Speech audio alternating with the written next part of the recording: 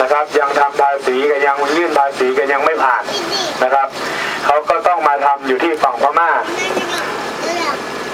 เปิดมาได้ประมาณ20กว่าปีแล้วนะครับผมณช่วงคาสิโนตรงนี้นะฮะถ้าท่านเห็นออกทีวีช่องไหนท่านก็จะดูได้ว่าจะมีคาสิโนอยู่ตรงหน้าสามเหลี่ยมทองคำแห่งนี้จะเป็นคาสิโนเก่าแก่ที่ว่าสร้างขึ้นมานานแล้วนะครับจะมี2บริษัทยักษ์ใหญ่ที่เข้ามาทำนะครับก็คือบริษัทวินวินและบริษัทของพาราไดซ์นะครับหรือว่า GTG นะครับเข้ามารับทำเข้ามาเช่าที่ในพม่าเขาทำปีหนึ่ง30 ล้านนะครับ30 ล้านบาทเงินไทยเรานะฮะ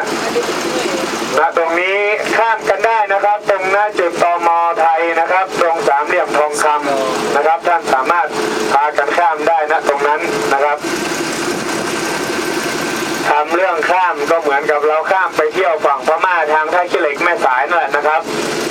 เราก็สามารถข้ามมาเล่นกันได้เขาอนุญาตให้พักณรีสอร์ทตรงนี้อยู่6 วันถึงอยู่6 คืน 7 คืนนะครับณทางด้านทิศเหนือขึ้นไปทางนู้นนะครับจะเป็นถนนเส้นทางไปประเทศจีนนะครับของแม่น้ำโขงไปข้างบนนู้นนะครับเส้นหน้าน้ำข้างบนนู้นนะครับอีก250 กิโลเมตรถึงประเทศจีนนะครับ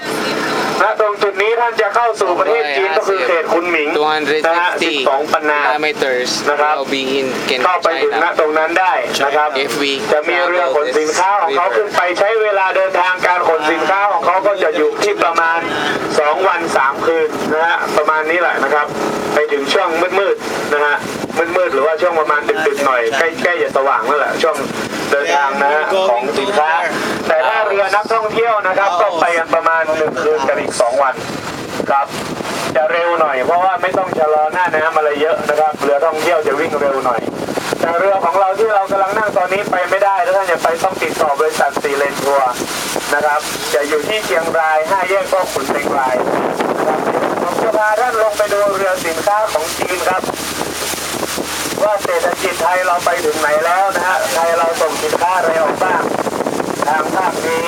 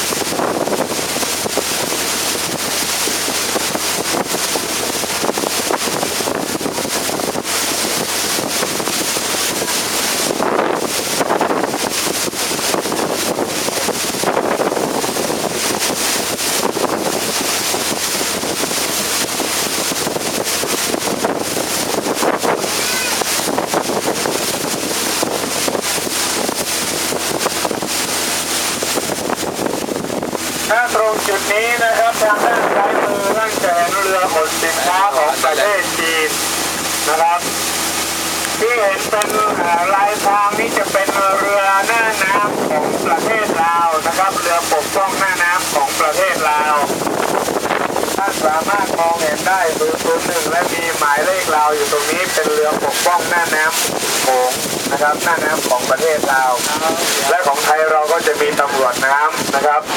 ตรงนี้เขาเรียกว่าเจ้าหน้าที่ปกป้องหน้าน้ำของลาวจะมีเรือขนสินค้าแต่ละลำจอดอยู่ตรงนี้นะครับเพื่อจะได้รับการอนุญาตจากประเทศลาวเพื่อผ่านหน้าน้ำขึ้นไป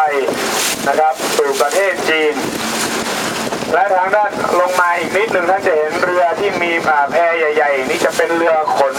บรรทุกรถ10 ล้อหรือว่ารถ18 ล้อทางบ้านเรานะครับนำสินค้าเข้ามาทางประเทศลาว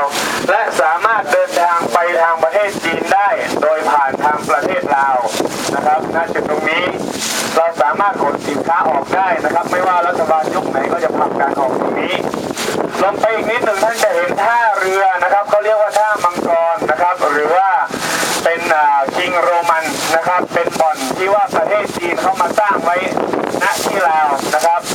เทียบเท่าดีกีก็คงจะอยู่ที่ 5 ดาวก็เท่ากับลาสเวกัสนะครับที่เขามาทำไว้ทุ่มทุนสร้างอยู่ประมาณ 2,000 กว่าล้านบาทนะครับที่เขามาทำณตรงประเทศลาวลงทุนเยอะกว่าไทยเราไปลงทุนที่ฝั่งพม่าครับเพราะว่าจีนเขาจะนำเรือและนำคนจีนเขาลงมาณตรงนี้นะครับคนจีนก็สามารถมาเที่ยวณตรงนี้ได้และสามารถเข้าไปเที่ยวบ้านเราได้นะครับโดยการทำใบผ่านแดนเข้าบ้านเรานะครับบ้านเราก็สามารถมาเที่ยวณบ่อนตรงนี้ได้นะครับโดยที่ว่าท่านมีอยู่2 ช่องทางนะครับถ้าท่านอยากจะไปท่านอยากจะชมท่านก็สามารถติดต่อโดยตัวกับผมในท้ายเรือและคนขับเรือได้นะครับหรือว่าท่านอยากจะไปเองท่านก็สามารถติดต่อได้ที่5 เชียงพลาซ่านะครับณตรงนี้ลงไปอีกสักแป๊บหนึ่งท่านจะเห็นความยิ่งใหญ่อลังการของบ่อนณตรงนี้ทางด้านซ้ายมือแต่ทางด้านขวามือเราจะลงไปดูเรือขนสินค้าของประเทศจีนที่ไทยเราสามารถนำสินค้าลงเรือและส่งเข้าจีนได้ทุกปีนะครับ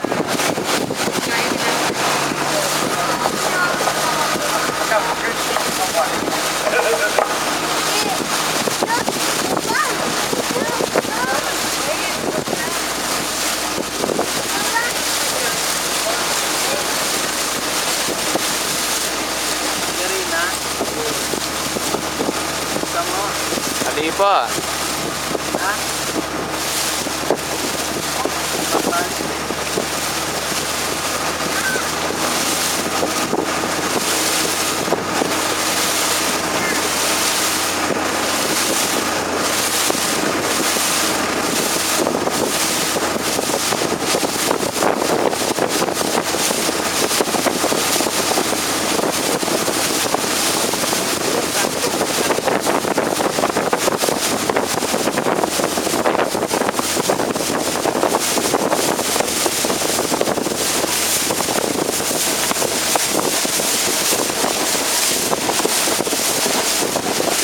น้ำโขงนี้จะเย็นนะครับเย็นเยือกสามารถสัมผัสดูได้เพราะว่าเป็นน้ำหิมะละลายจากทิเบตนะครับเข้ามาสู่ประเทศจีน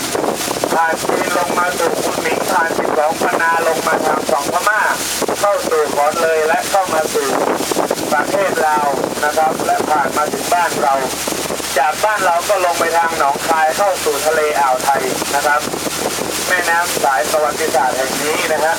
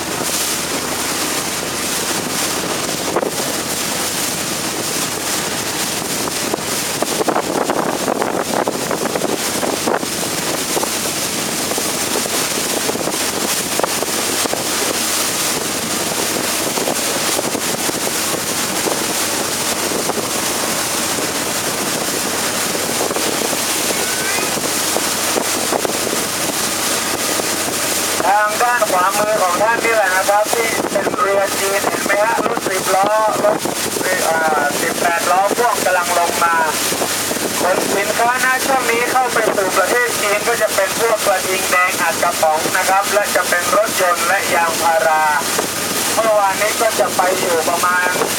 400 กว่าตันนะฮะก็คือหอมขาวจากบ้านเรานะครับหรือว่าหอมแดงนะและกระเทียม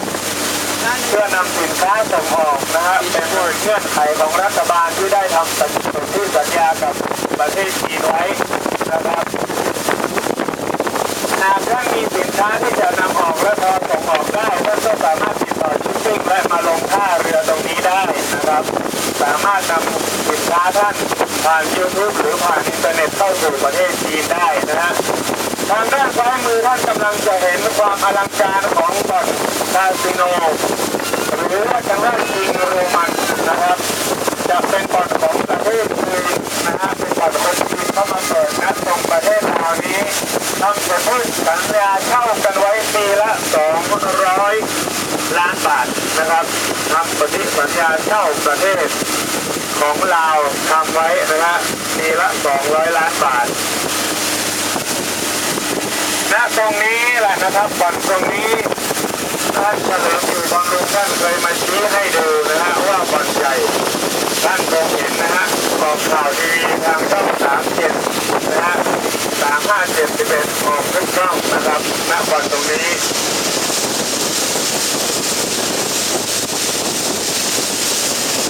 ด้านขวามือเห็นเป็นกระต๊อบนะครับเป็นชาวประมงนะครับประมงแม่น้ำโขงนะฮะหาปลาน้ำโขงตัวใหญ่ๆแต่ปลาบึกจับกันนะตรงนี้ไม่ได้หน้าน้ำตื้นครับปลาบึกเราไปจับกันตรงเชียงของจะได้พวกปลาแค่ปลาคังนะฮะจะเป็นประมงลากอวนแบบนี้แหละนะครับกำลังดึงอวนลงนะฮะเขาก็จะลากลงไปสามารถหาซื้อปลาสดๆได้นะตรงท่าปลาตรงนี้นะครับ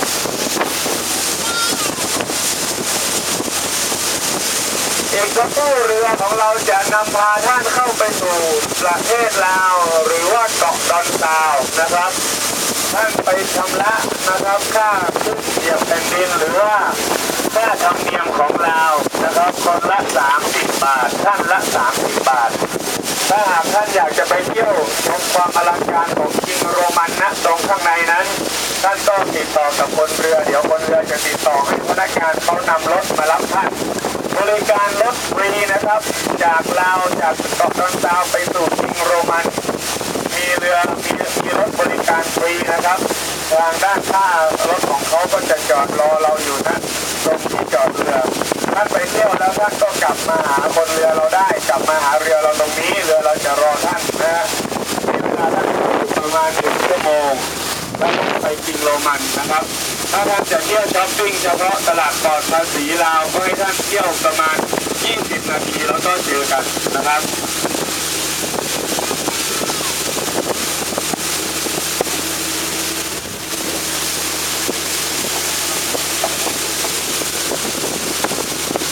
ayun o, doon tayo bababa. Ayun o. Di pata mo. เพื่อความมั่นใจนะครับถ้าท่านจะไปเที่ยวคิงโรมันหรือว่าไปชมบ่อนของลาวนะครับที่จีนเข้ามาสร้างไว้บนเรือเราจะไปกับท่าน1 คนนะครับเพื่อความมั่นใจว่าเรือไม่หนีนะครับผม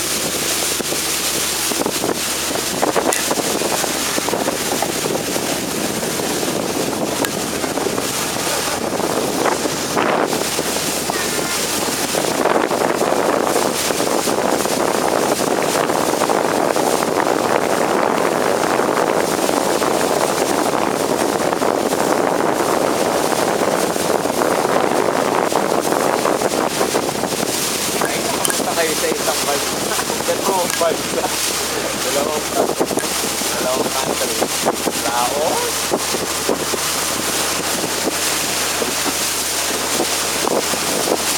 Walang border eh. Diba?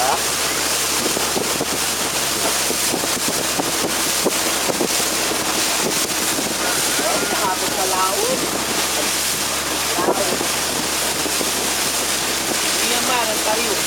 Ay, isang kanina. Yung hindi natin pinuntahan. Itong natin paradise. Itong paradise.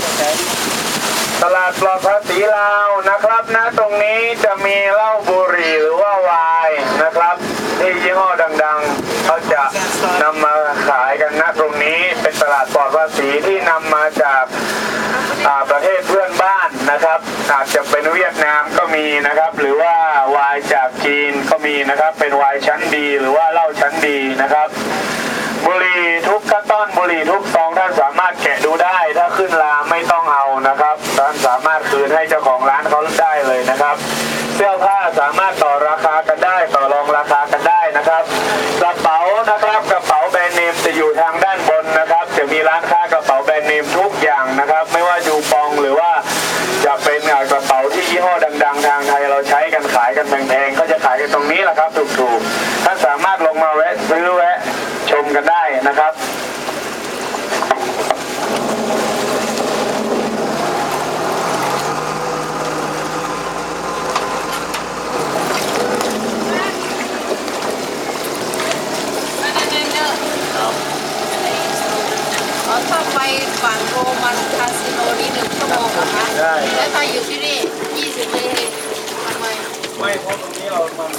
If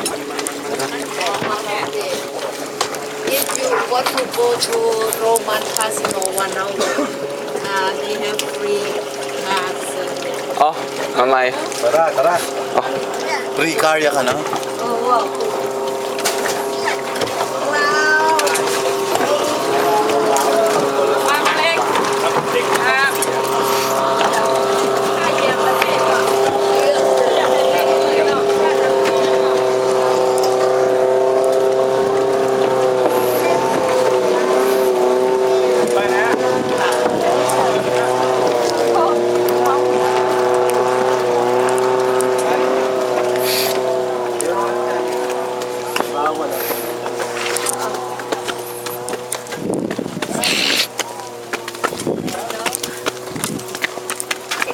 Down.